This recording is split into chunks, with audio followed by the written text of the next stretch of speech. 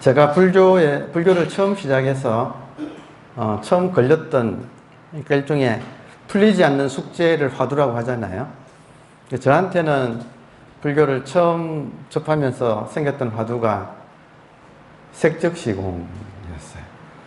그러니까 지금도 보니까 그러니까 색은 알잖아요. 색은 이제 이거니까. 근데 공이 소화가 안 된다 할까? 그때 하여튼 젊은 시절이었는데 그때 색적시공 처음 듣고 공이 좀 소화가 안 되는구나 하는 그게 한번 막혔었어요. 지금 돌아보니까 불교의 팔만대장경이 공에 대한 해설이라고 할 수가 있고 참선도 공을 깨닫는 거고 오늘의 주제도 공이라고 할 수 있어요. 그러니까 공이 무엇인가를 깨닫는 게 불교라고 할 수 있죠. 불교는 깨달음의 종교고 불깨달음의 종교 혹은 깨달은 분이 가르치신 종교. 근데 깨달음이 뭔가 할 때는 대승불교 입장에서는 공을 깨닫는 거라고 할 수 있어요. 그리고 공을 깨닫고 색적시공, 공적시색의 중도를 일상에서 구현하면서 살아가는 것, 그것이 이제 불교라고 할 수가 있어서 그와 연관되어서 이제 오늘 주제는 화두 드는 법이에요. 그래서 여러분께 화두 드는 법에 대해서 한번 말씀을 같이 나눠봤으면 합니다. 이제 궁금하지 않으신가요? 화두 드는 법이? 이제 일반 대중들은 이제 별로 참선에 관심이 없어진 것이 지금 또 사실 뭐 현실이기도 해요. 저는 화두 드는 법이 궁금했었어요. 그래서 그 점을 한번 말씀을 드려보겠습니다. 그리고 마지막에는 다시 공으로 돌아올 거예요. 네.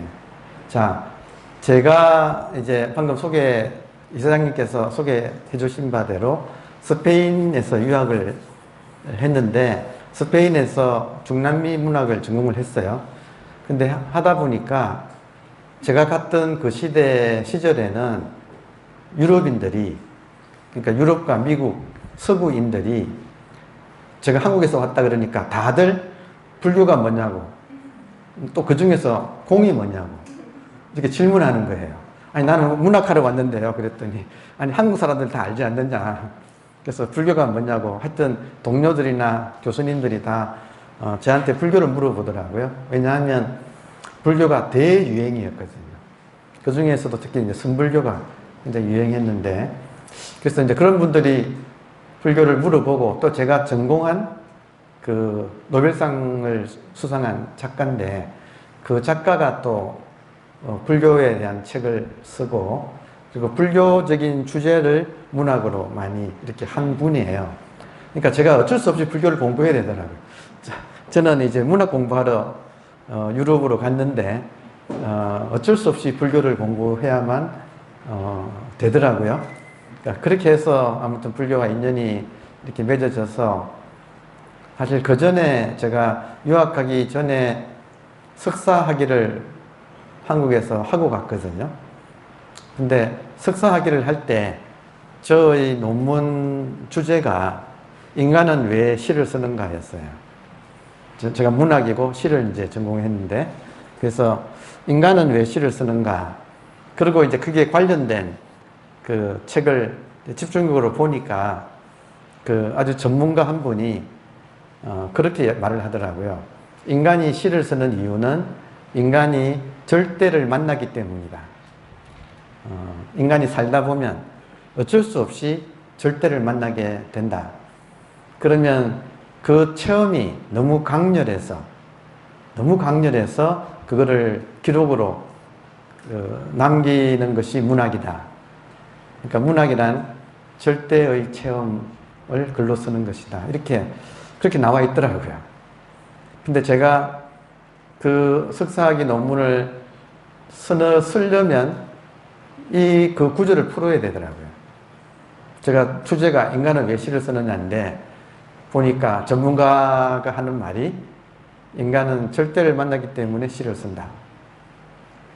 그러니까 제가 순간적으로 어떤 문제가 다가왔느냐 하면 나는 절대를 모르는데, 제가 지금 공을 색즉 시공할 때 공이 소화 안 된다는 말이나 그 대목에서 인간은 절대를 만나기 때문에 시를 쓴다고 하는데, 절대가 뭐지?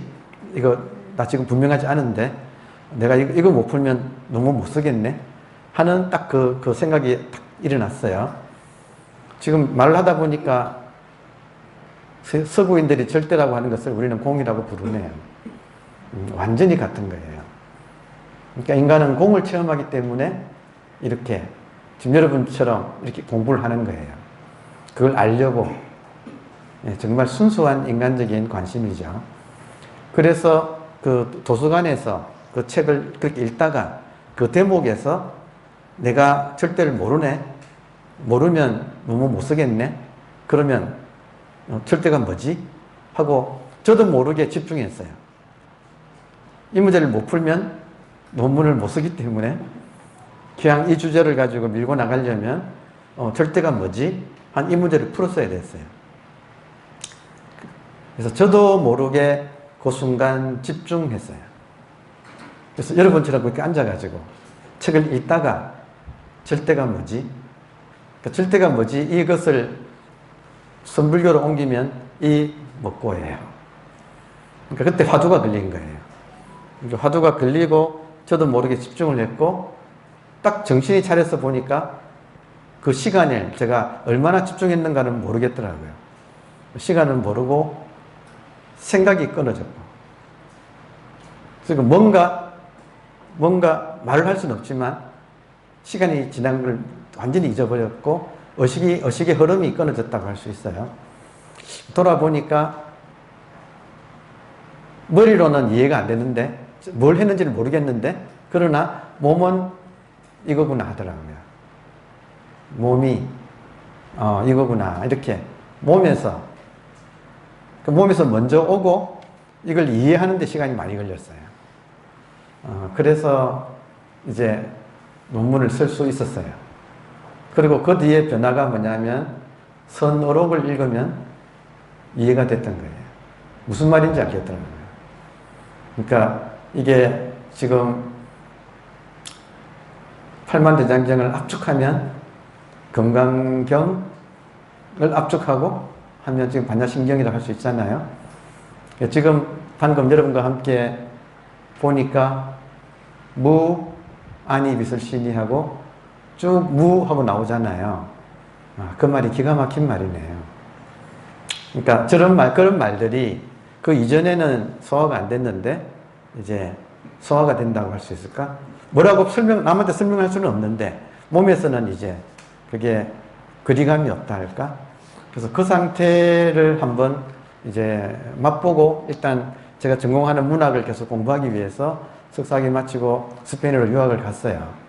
유학을 가니까 더 불교를 거기서 물어봐가지고 불교를 공부할 수밖에 없었습니다.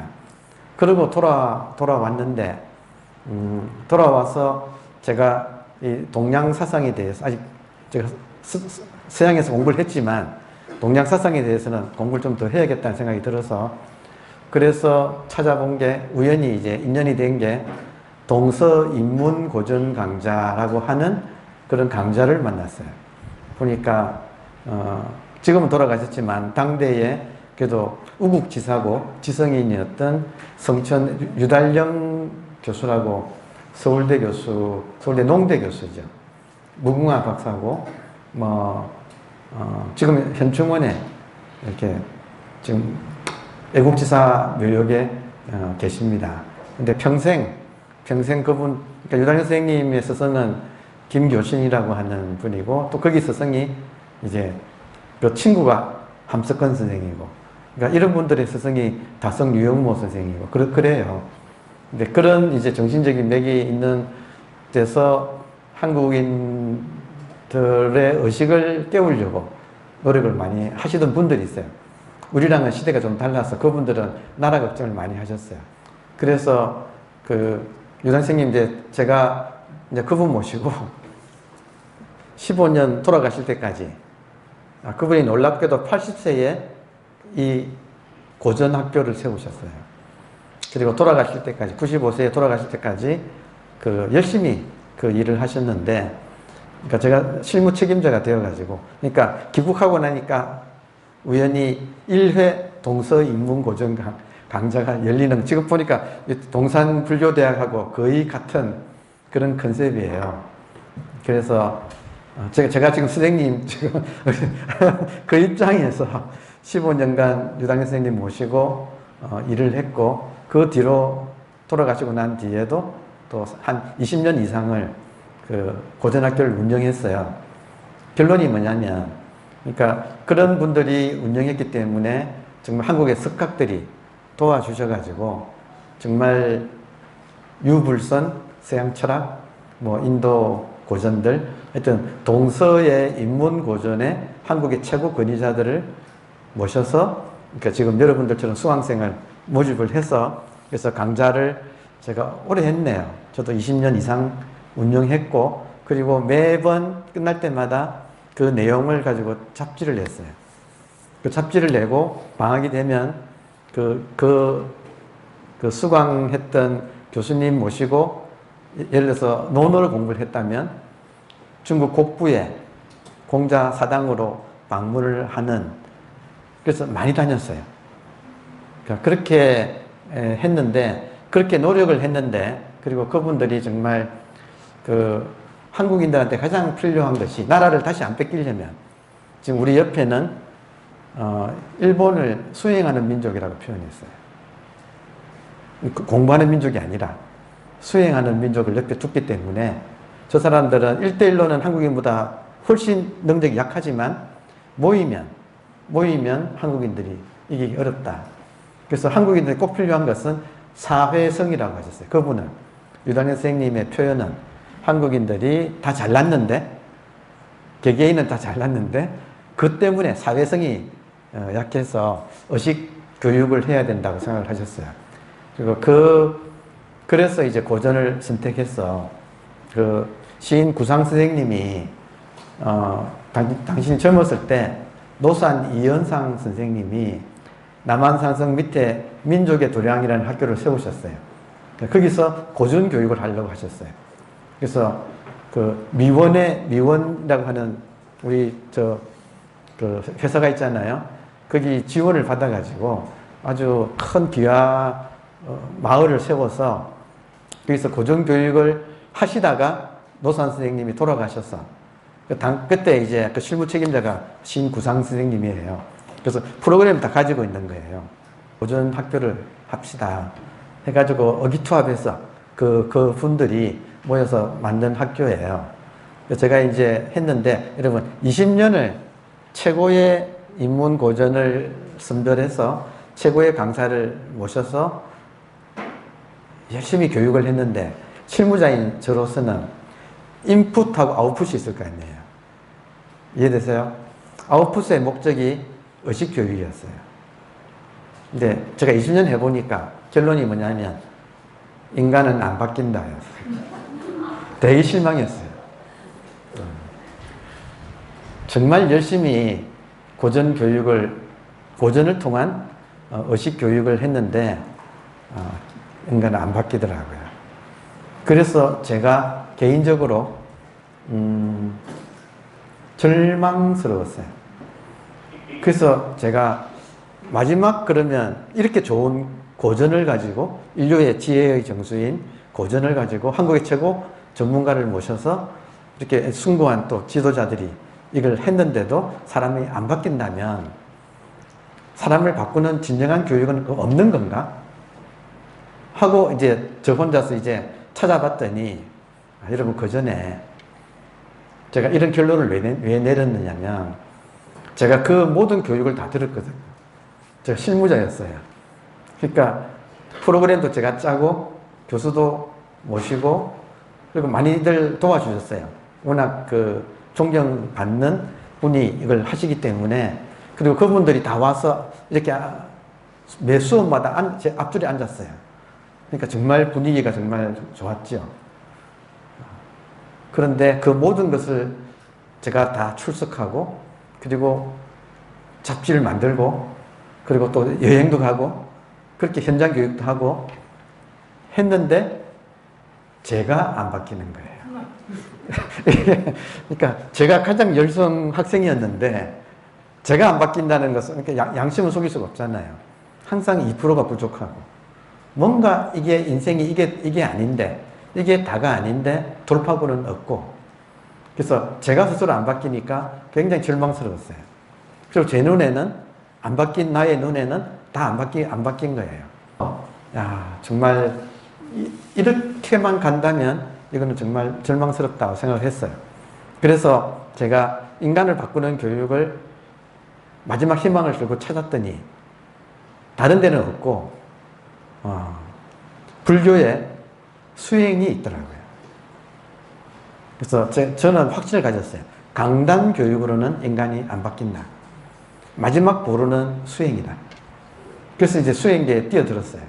그래서 되게 열심히 했어요. 제가 처음부터 이런 어떤 목적의식을 가지고 수행에 뛰어들어서 이제 소위 말하는 시민선방에 수소문해서 제일 잘 가르친다고 하는 시민선방을 이제 알아가지고 매일 퇴근길에 김밥 한 줄 먹고 가서 앉았어요. 이제 그때 다행스럽게 지도하시는 스님이 잠깐 처음에 만나면 저녁 7시에 만났거든요. 만나면 간단하게 예불을 올리고 그리고 1시간 앉고 그리고 뒤에 소참법문을 이렇게 해주셨어요. 그런데 소참법문은 들으니까 이제 이해가 되는 거예요. 이제 말귀는 알아듣기 시작했어요. 근데 문제는 1시간 앉을 때 이제 스님한테 화두를 받았거든요. 그때 뭐 한국의 가장 보편적인 화두는 이목고잖아요. 이목고 화두를 받았어요. 앉았어요. 앉았는데 여러분 보세요. 그날따라 뭔가 마음이 좀 가벼우면 조금 깨어 있어. 그날따라 낮에 직장에서 별 일이 없고 또 집안에서도 별 일이 없고 또 컨디션도 좀 괜찮고 하면 조금 깨어 있어. 근데 그런 날은 며칠 안 되고요. 대부분은 망상이 죽을 끓듯이 일어나고 또 졸아요. 그러니까 졸거나 잡념하거나 거의 그것의 반복이에요. 그리고 더 치명적인 것은 저같이 목적의식을 가지고 시작한 사람한테는 이목구를 어떻게 하느냐가 이제 문제가 되더라고요. 그러니까 하라는 대로 앉아서 호흡을 하면서 이 목구를 꾸준히 답을 찾는다고 하면서 이걸 했는데 1년을 정말 열심히 했거든요. 그러니까 좀 저같이 고전을 다 공부하고 박사학위 받고 고전 다 공부하고 제가 공부한 고전 중에는 당연히 불교도 있었어. 그때 여러분 잘 아시는 이기영 박사님, 봉선사 오륜 스님이니 이런 분들이 오셔가지고 또 경을 다 강의를 또 하셨어요. 그러니까 그런 걸 다 공부를 한 거예요. 그런데 말귀는 알아듣겠는데 여러분 말귀는 알아듣겠는데 딱 앉아 있으면 하여튼 이 덮쳐오는 이 생각 과잉과 이 몸이 피곤하면 어김없이 떨어지는 그 혼침 이길 수가 없더라고요. 그리고 이거를 이기는 게 화두라고 하는데 시키는 대로 했거든요. 화두를 이목구를 했는데 시키는 대로 했는데 결과적으로는 뭔가 하나도 안 됐다는 결론이 1년 동안에. 그리고 나만 안 되는가 싶어서 봤더니 다 졸고 있어 그냥. 그냥 너나 나나 다 안 되는 거야 그냥.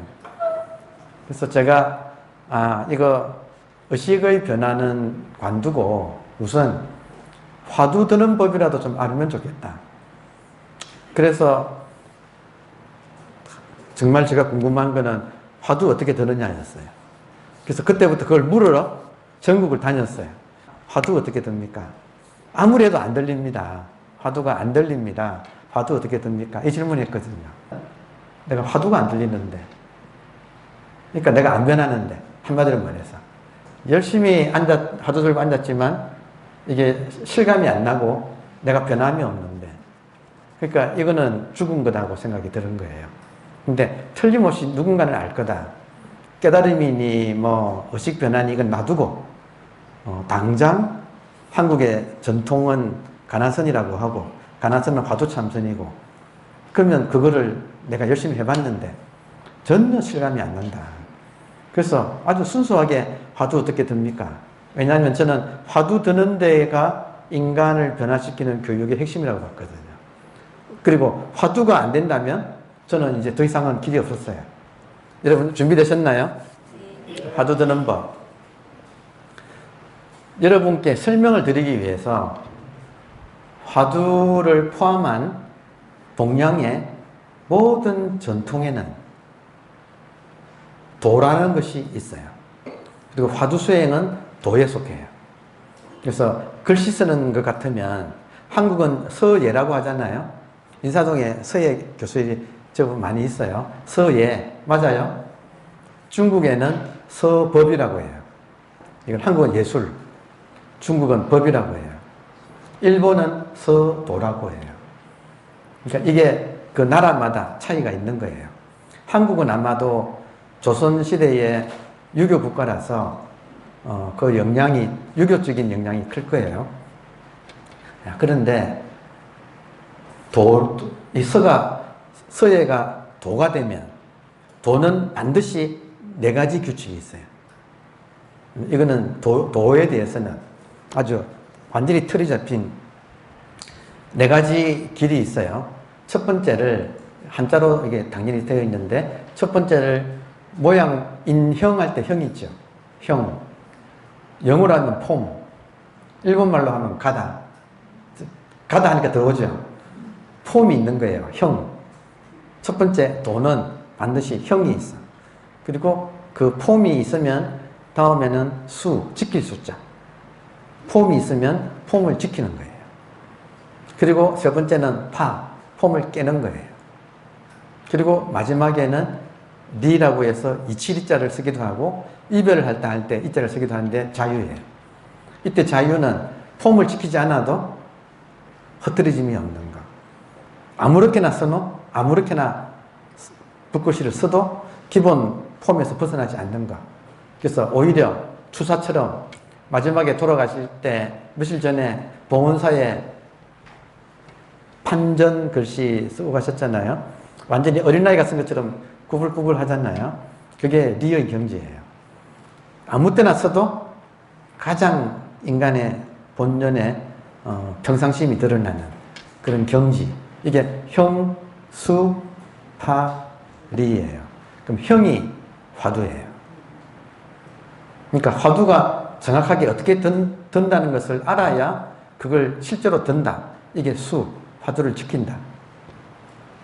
화두를 어떻게 드는가를 알아야지 반복해서 계속 화두를 드러나갈 수 있어요. 그리고 파가 깬다. 화두를 깬다. 화두가 한번 터진다. 뭐 온갖 표현할 수 있지만 한번 이렇게 화두로부터 자유로워지는. 그래서 그 다음부터는 뭘 해도 도에 합당한 소위 말하는 보살행을 하는 그 4가지 단계가 있어요. 이거는 여러분도 우리가 충분히 알죠? 동양에서는 도가 되면 이 4가지 단계를 거치게 되어 있어요. 모든 공부가. 그 제가 느끼는 게 이래야지 인간이 변하는 거예요.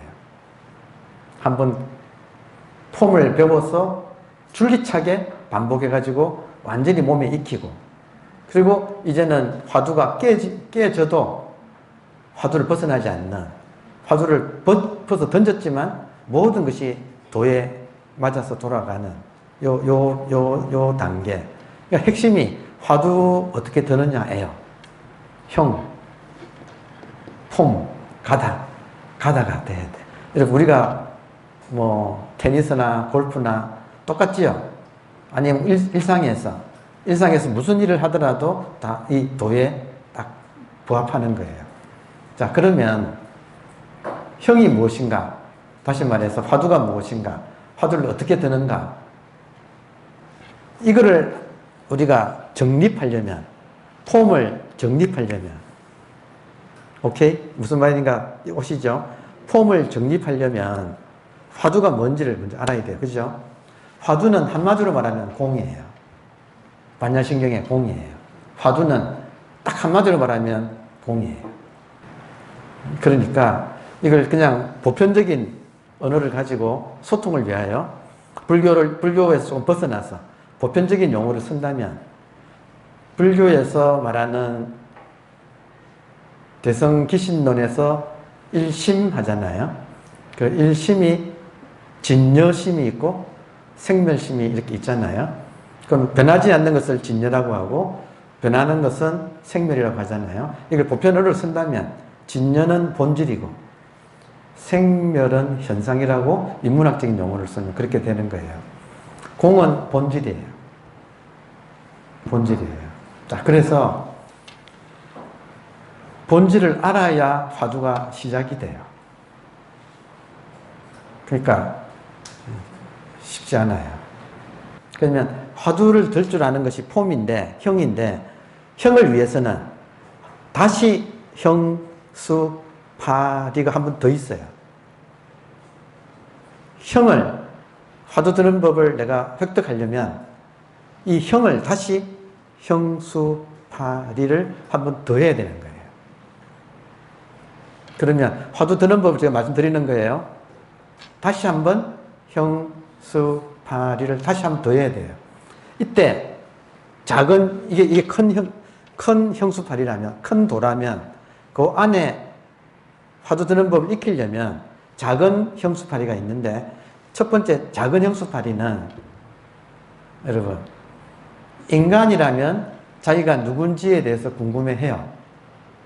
제가 인간은 절대를 체험하기 때문에 시를 쓴다고 하는 말처럼 인간이라면 누구나 절대를 체험해요.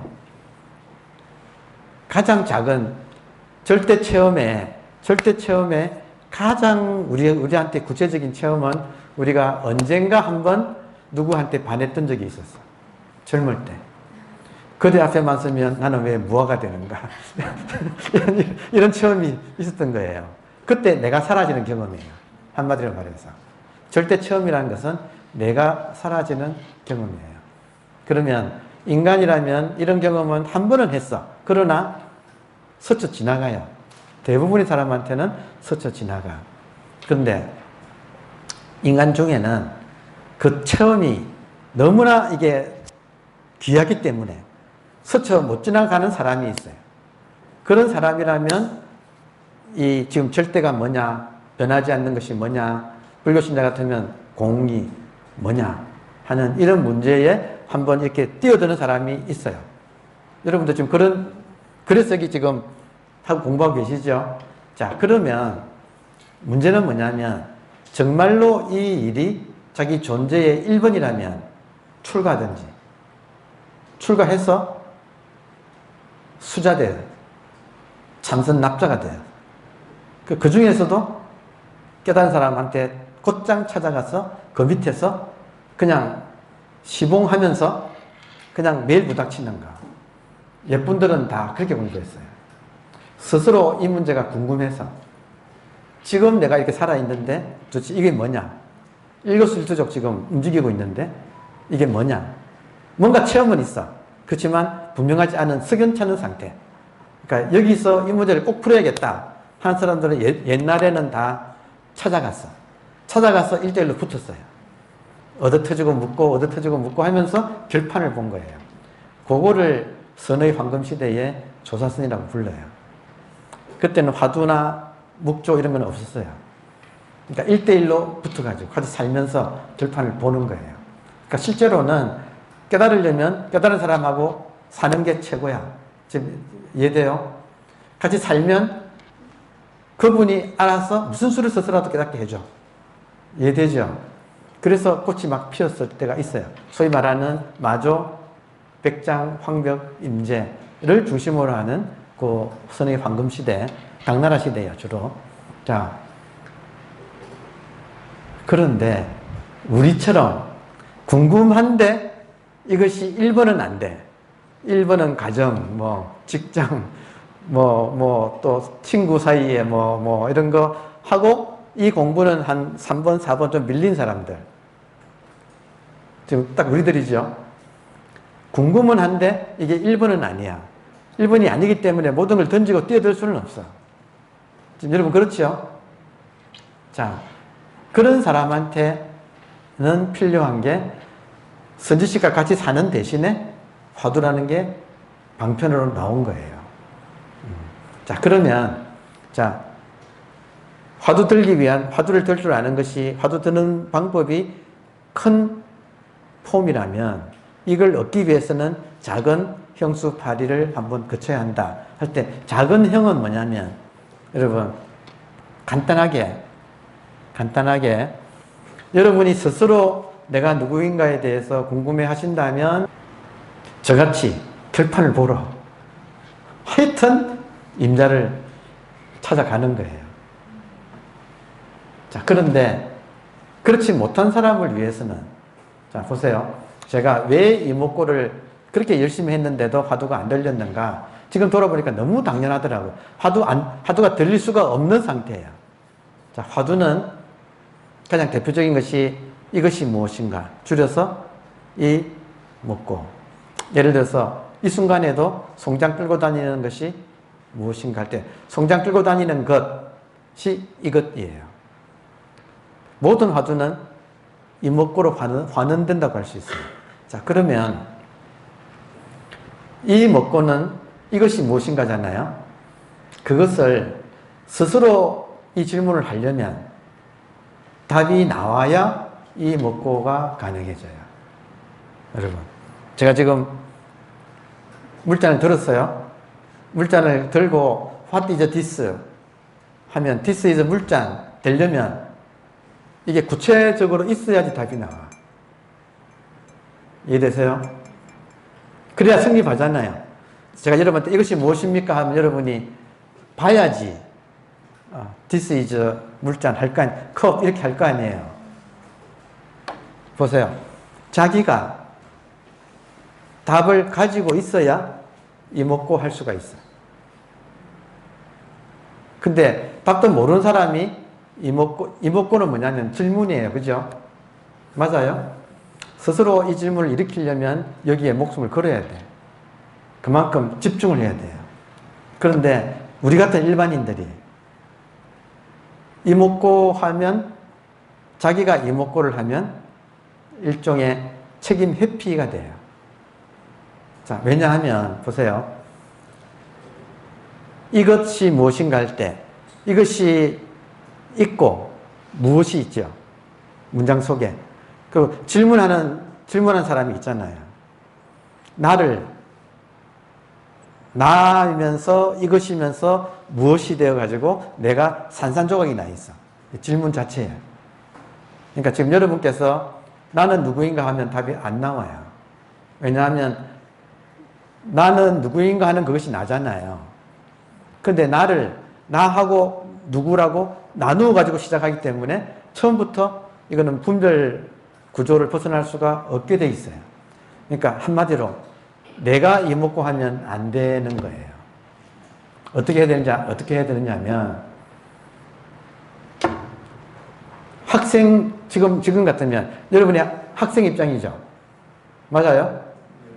학생이 스스로 이것이 무엇인가 이건 안 돼. 어떻게 해야 되는가?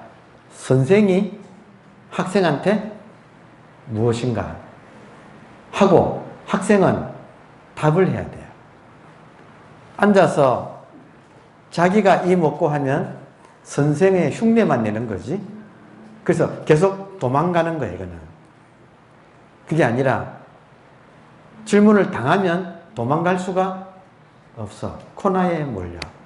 화두의 생명은 코너에 몰려야 돼요. 해보십시다. 제가 여러분 부르면 크게 한번 답변하세요. 네. 여러분. 네. 다시. 여러분. 네. 예 한 것이 뭐지요?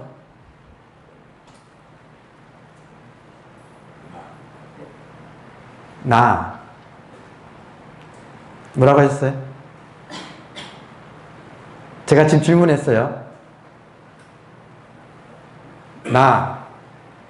또 다른 분 답해 보세요. 대답한 거. 또요.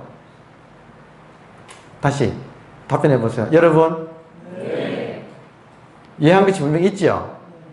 없어요? 없으면 가서 있죠? 이해한 게 뭐예요? 지금 나라고 하면 나는 언어지요. 여러분 물잔이라고 하는 언어하고 실제 물잔하고는 차이가 있죠. 여러분이 나라고 하는 것은 실제 나예요? 아니면 나라고 하는 말이에요? 말이죠. 그러면 제가 질문이 그 나가 가리키는 실제는 무엇입니까? 제가 질문이 이해한 것이 무엇입니까? 하면 여러분이 또 배우셔가지고 불성입니다 이러거든. 그러면 불성은 언어예요. 그죠? 그 불성이 가리키는 실제가 있잖아요. 제 말 들려요? 있잖아요. 뭐예요? 오온이 합쳐진 거라고 하는 개념이죠. 맞죠? 그죠? 그게 교리로는 맞아요. 그런데 오온이 합쳐진 그것이 뭐냐는 거예요. 실제로. 그러니까 여러분 이제 구조가 죄송합니다. 걸려들었어요. 뭐라고 답을 해도 여러분이 개념으로 답을 하지 실제를 답하는 사람은 지금 없죠. 그죠? 저는 개념을 물었겠습니까? 실제를 물었겠습니까? 실제 물었죠. 그럼 보세요. 내가 앉아서 이 먹고 나는 누구인가를 하면 끝없이 그 나는 분리돼요. 분열돼요. 묻는 나하고 대답하는 답변의 나가 둘 다 같은 거잖아요. 그러니까 계속 분열돼서 답이 안 나와. 다시 말하면 나는 누구인가 하는 그 나는 또 누구예요? 나는 누구인가 하고 묻는 그 나를 또 나를 묻는 그 나는 또 누구인가라고 끝없이 이게 미끄러지고 분열돼. 답이 안 나와. 이걸 방지하려면 여러분 화두가 기가 막힌 거예요. 제가 물으면 돼요. 여러분 코너에 갇혀. 다시 해보세요. 여러분 이해한 게 뭐예요?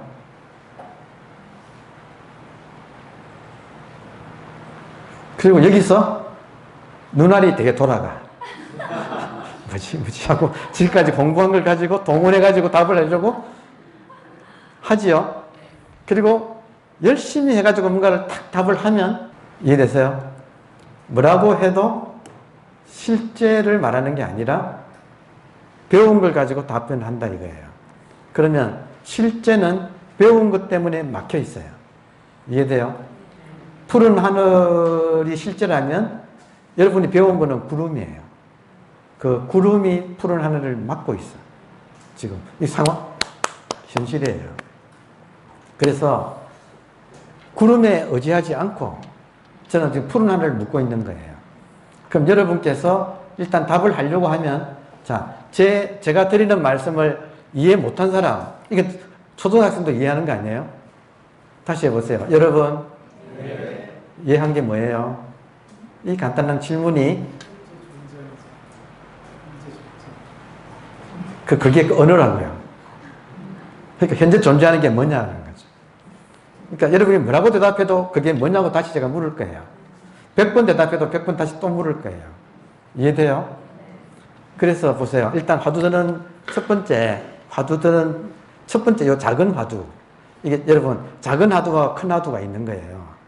공이 확인되어야 화두예요.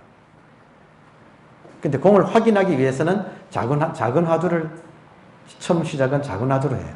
이거를 임시 화두라고 하고 이것을 진 화두라고 해요. 그러니까 진 화두를 들어야 돼. 근데 진 화두를 들려면 임시 화두를 한번 거쳐야 돼요.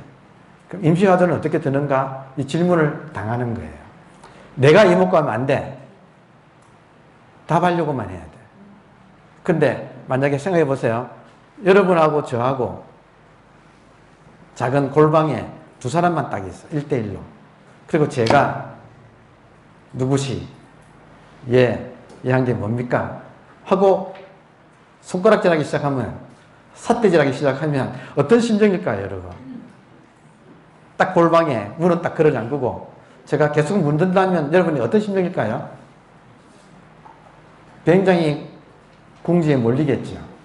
그리고 아무리 생각을 짜내도 아무리 답을 해도 아니죠.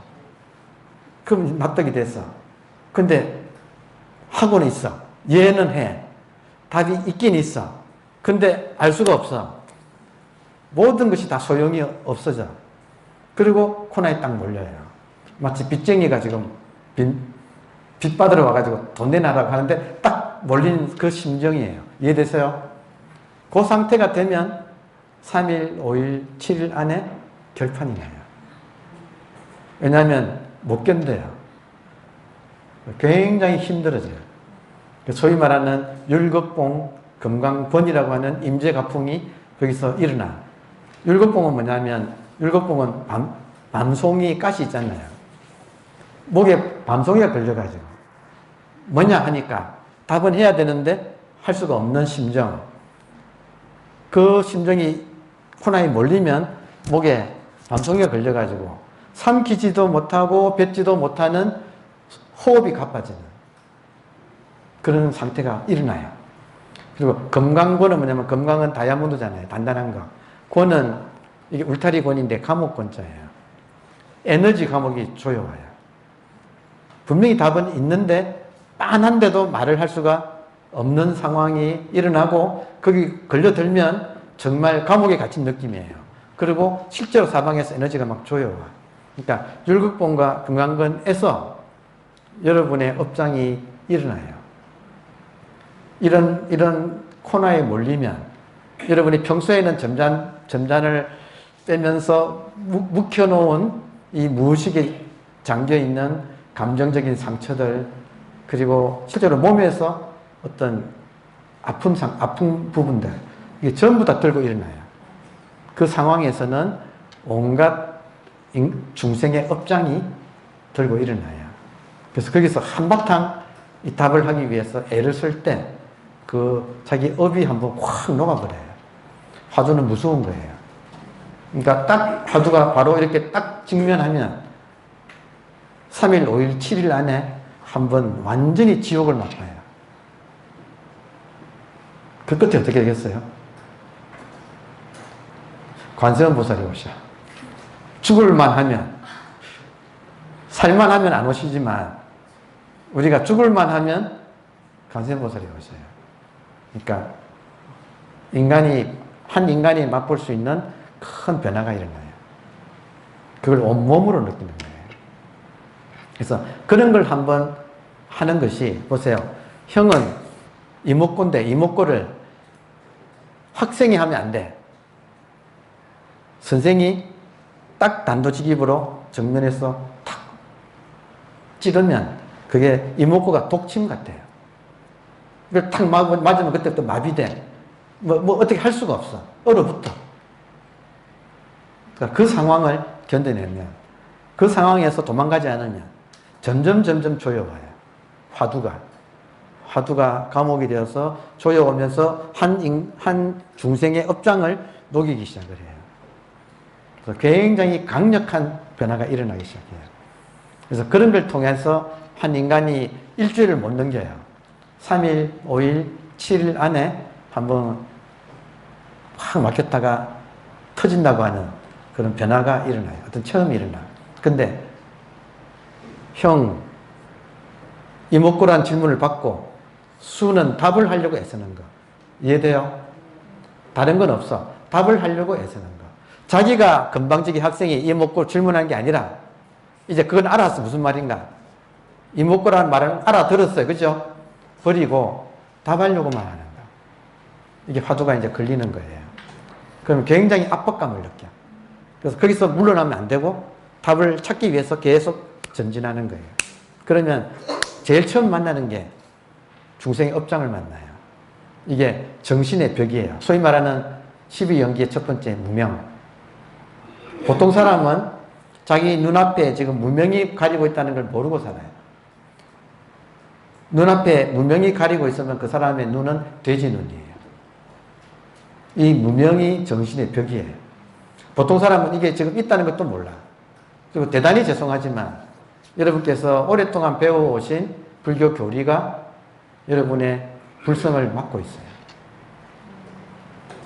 이게 사실이에요. 다시 말하면 말을 안 들어. 찾으라 그러면 찾아야 될 걸. 앉아서 머리 굴려가지고 과거에 배웠던 걸 소환해가지고 이래 맞추고 저래 맞추고 하는 세월을 제일 오랫동안 보낼 사람들. 제일 말 안 듣는 사람들. 죄송하지만 제가 그랬거든요. 그러니까 작은 형수파리는 형은 이 질문을 받는 거예요. 그러면 그때부터 독침을 맞았어. 이게 조여와 어떻게 할 수가 없어. 그리고 수는 도망가지 않고 답을 계속 찾는 거예요. 그러면 3일, 5일, 7일 안에 한번 경계 체험이 일어나. 한번 꽉 막혔던 벽이 무너지는 체험이 있어요. 참선은 오직 조사관을 뚫는 거다. 이런 말 들어보셨죠? 이 관이 눈을 가리고 있는 이것이 벽이 한번 무너져요. 근데 그거는 어디까지나 경계 체험이에요. 그게 답은 아니에요. 답은 아니지만 그런 체험을 하면 업장이 녹아. 그러면서 정말 팔심이 일어나요. 정말 믿음이 일어나요. 그런 체험을 해봐야. 그래서 그 체험 이후에 그 체험을 잘 돌아보면 여러분 꽉 막혔다가 터질 때 나도 없어지고 세계도 없어져요. 한번 막혔다가 터질 때 보통 사람은 그때 시원한 모든 게 막혔다가 터지니까 굉장히 시원해지거든요. 시원해지는 감각을 집착하게 돼 있어. 인간은 거기서. 근데 그게 아니고 그거는 어디까지나 생멸현상이에요. 경계예요. 경계. 그게 아니고 모든 것이 사라져도 모든 것이 사라졌다는 걸 아는 것은 끝까지 남아있어요. 지금 말로 하자면 그래요. 그러니까 그런 체험이 일어났을 때 다시 와서 문제를 낸 선생하고 또 붙어가지고 점검을 받는 거예요. 그 과정에서 모든 경계에 이런 체험 저런 체험은 아니야. 답이.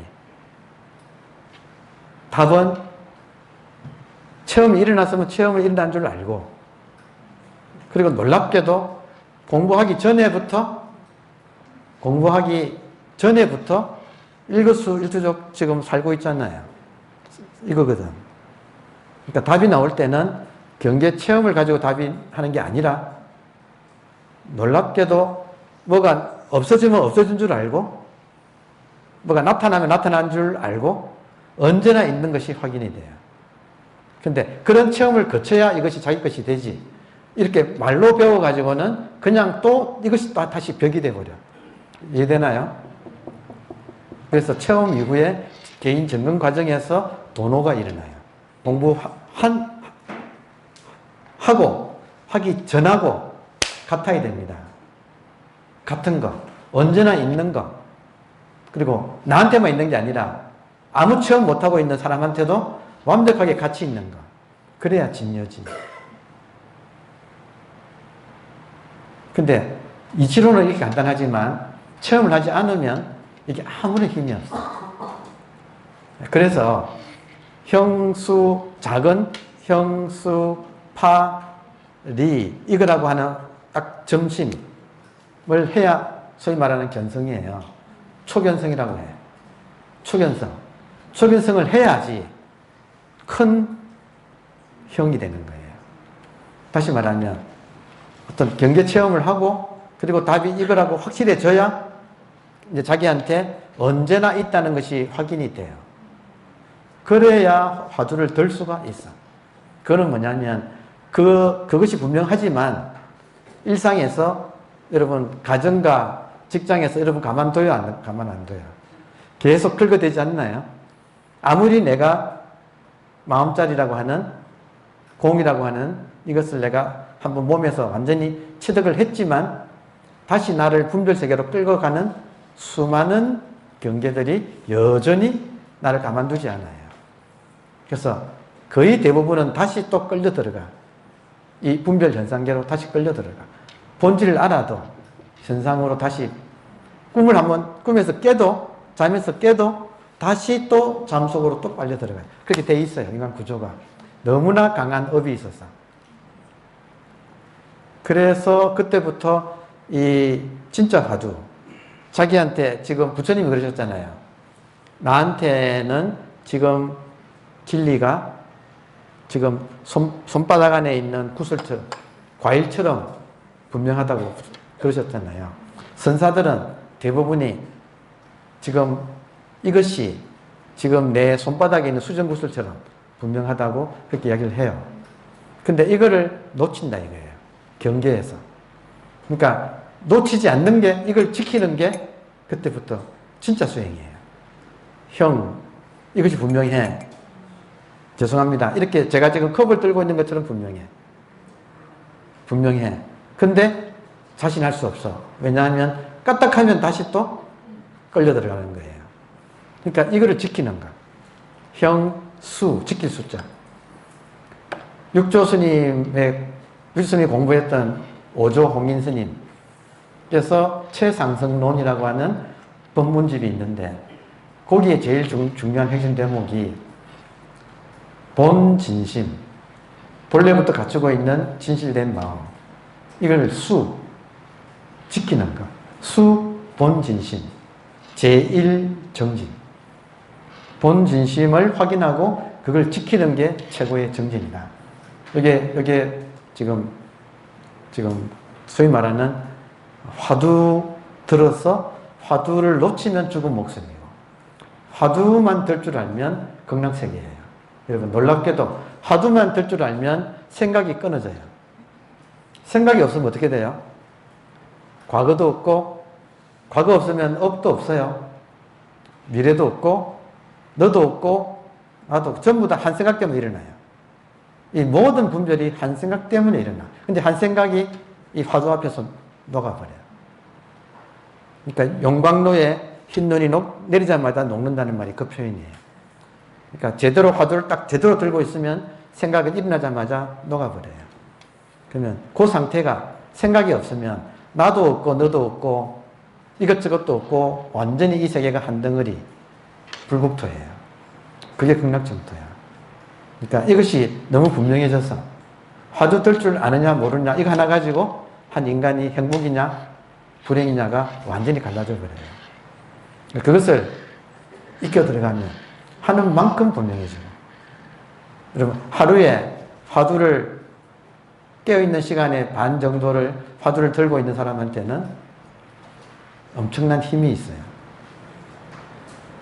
그러니까 지금 대한불교 조계종 한국불교가 정말로 이 화두라고 하는 놀라운, 그래서 소위 말하는 이거잖아요. 나라고 하는 것도 한 생각이에요. 화두 들면 나가 사라져. 핵심이 화두를 들면 나가 사라져요. 그러면 이 세계가 타성일편이에요. 그러니까 한계세계예요. 그래서 이 안에서 이 현상을 자유자재로 쓸 수 있게 돼요. 우리는 누구나 본질인데 이 현상을 경험하러 왔어요. 이번 생에. 우리는 누구나 본래부터 본질인데 이 현상세계를 경험하러 왔어. 그러니까 본질로서, 다시 말하면 깨어있는 존재로서 꿈속의 세계를 자유롭게 사는 거예요. 꿈이니까. 해도 한 바가 없게 되는 거예요. 그러니까 완전히 중도가 몸에 딱 익어서. 그러니까 이 전체를, 마지막은 전체를 몸으로 해야 돼요. 그래서 수행인 거예요. 정말로 인간의 변화가 돼지 눈에서 부처 눈으로 변화가 일어나요. 여러분은 계속 앉아 듣고 계시지만 저는 오래 서 있었어요. 선사들 어록 보면 학생들도 다 서 있었어. 왜냐하면 법당이 벽돌로 돼 있었어요. 그리고 우리처럼 마루가 아니었어. 중국에. 그래서 선사가 말을 할 때 학생들도 서서 들었어요. 그래서 오래 서 있어서 피곤할 거다. 이제 그만 돌아가거라. 이렇게 하면서 법문을 마치는 거예요. 그러니까 요약을 하면 화두 든다는 것은 먼저 한번 이런 과정을 거쳐야 돼요. 그러려면 처음에 이 질문을 당해야 돼요. 지금 제가 부르면 여러분 즉각 이해할 거 아니에요. 그 이해한 게 뭐냐는 거예요. 그 질문에 인연 있는 사람이라면 죽을 때까지 그 질문을 도망갈 수가 없어. 왜냐하면 항상 자기가 있으니까. 항상 뭘 하고 있는데 그게 뭐냐고 물었으니까. 인연 있는 사람이라면 이 질문으로부터 도망갈 수가 없어요. 그러면 이 질문을 가지고 계속 답을 안에서는 답이 돌아가고 있는, 답 찾는 게. 그러다가 한번 발심이 나면 실제로 한번 수행의 세계로 한번 뛰어들게 되고, 그래서 3일, 5일, 7일 안에 경험하고, 그리고 이거라고 점심, 이거라고 하는 확인을 딱 한번 하고, 그때부터는 화두 들 줄 알면 그때부터는 딱 외길이에요. 후퇴가 없어. 그리고 화두 드는 시간만큼은 극락이에요. 이건 확실히 이야기할 수 있어요. 왜냐하면 모든 것이 끊어진 상태니까. 화두를 들었다 이 말은 또렷한 각성 속에 모든 생각은 끊어져 있어요. 그것이 한 인간이 가질 수 있는 최고의 행복의 상태예요. 그것이 이어지는 이 이상은 없다 이거예요. 송한스님 말씀이 화두 들 줄 알면 그걸로 끝이다 그러잖아요. 화두 들 줄 알면 그 이상은 없다. 그 이상은 없다. 그게 무상정등정각이 무슨 말인가 실감이 나요. 생각은 끊어져 있고 각성은 따뜻하고 이 이상은 없다는 것이 해보면 알아요. 분명해요. 그러니까 이게 지금 대한불교 정맥이에요. 정통 수행법이고, 자기가 화두 드는 건 사구거든요. 화두는 질문을 당해야 되는데 자기가 드니까 아무래도 안 돼. 제대로 하면 정말 빠른 시간 안에 이 자리를 받는다 이거예요. 이 자리를, 피안을 내 발로 피안을 받는다 이거예요. 그때부터 천하무적이에요. 이게 지금 한국 불교가 인류에 구원하는 길이에요. 인간을 바꾸는 길이에요. 그러니까 생각이 끊어지는 상태를 만들어주는 게 인간을 바꾸는 핵심이에요. 모든 업장이 생각에서 나와요. 근데 생각 과잉 상태거든. 근데 이걸 끊어주는 그 강력한 힘이 여기서 나온다 이거예요. 감사합니다, 여러분. 네.